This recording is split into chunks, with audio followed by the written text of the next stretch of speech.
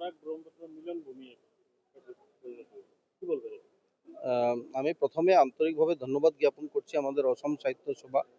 এই অসম সাহিত্য সভার যে আজকে দ্বিতীয় অধিবেশন যেটা হচ্ছে, এই অধিবেশনে আমাকে আসার সুযোগ দেওয়া হয়েছে, এখানে কথা বলার সুযোগ দেওয়া হয়েছে, তার জন্য ধন্যবাদ জ্ঞাপন করছি। আমার আসার উদ্দেশ্য, আজকে আপনারা জানেন যে 1961 ইংরেজিতে 19শে মে বাংলা ভাষার জন্য বরাকের 11 জন শহীদ হয়েছিলেন, প্রাণ বিসর্জন দিয়েছিলেন। আর তাদের উদ্দেশ্যে গত 19 মে 2025 ইংরেজিতে অসম সাহিত্য সভার মাননীয় বসন্ত গোস্বামী মহাশয়, যিনি সভাপতি, বা আমাদের বড়া সাহেব দেবজিৎ দা, ওনাদের নেতৃত্বে 15 জনের একটা টিম গিয়েছিলেন। গিয়ে তাদেরকে শ্রদ্ধাঞ্জলি দেওয়া হয়েছে, শহীদদের প্রতি শ্রদ্ধাঞ্জলি আসাম সাহিত্য সভা থেকে ওনারা দিয়েছেন।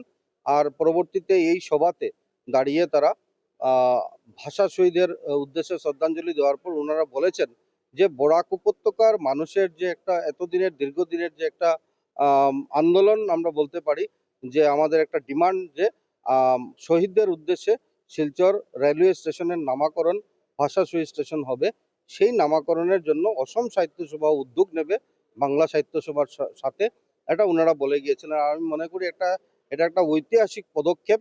আর এই পদক্ষেপের মাধ্যমে আমরা লক্ষ্য করেছি যে ওনারা একটা মেসেজ দিতে চেয়েছেন যে বরাক উপত্যকার সাথে ব্রহ্মপুত্র উপত্যকার যেভাবে মিলনের জন্য আসাম সরকারের মাননীয় মুখ্যমন্ত্রী ডক্টর হিমন্ত বিশ্ব শর্মা মহাশয় যেভাবে প্রতিনিয়ত প্রচেষ্টা করে যাচ্ছেন, অসম সাহিত্য সভাও তার একটা সিদ্ধান্ত নিয়েছে দুটি উপত্যকাকে একসাথে মিলিয়ে আজকে গোটা আসামবাসীকে এগিয়ে নিয়ে যাওয়ার, আর ভারতবর্ষের মধ্যে আসাম রাজ্যকে প্রতিষ্ঠিত করার। আজকে এখানে আমরা বার্তা দিতে এসেছি যে আগামী যে অধিবেশন হবে, তৃতীয় অধিবেশন, সেটা শিলচরে ওনারা ঠিক করেছেন অধিবেশন হবে অসম সাহিত্য সভার। এটা অত্যন্ত গর্বের ব্যাপার।